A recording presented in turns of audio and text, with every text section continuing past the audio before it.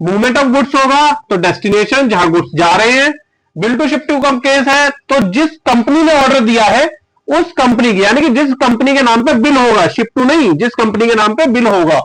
उसका स्टेट देखा जाएगा कि भैया वो कहां का है, उसके बेसिस पे डिसाइड होगा सीजीएसटी लगेगा कि एसजीएसटी लगेगा। प्लेस ऑफ सप्लाई उस कंपनी की मानी जाएगी जिसके नाम पे बिल हो रहा है।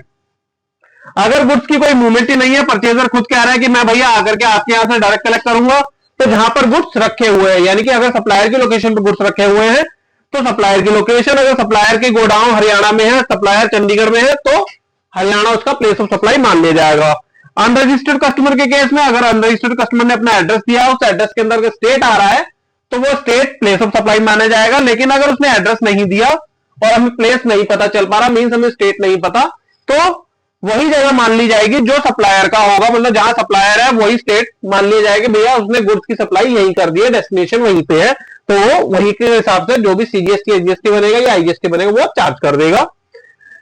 पांचवा केस, अगर इंस्टॉलेड साइट है, मीन्स आपने कोई ऐसा गुड्स खरीदा है जिसकी इंस्टॉलेशन की रिक्वायरमेंट होती है, जैसे कि प्लांट एंड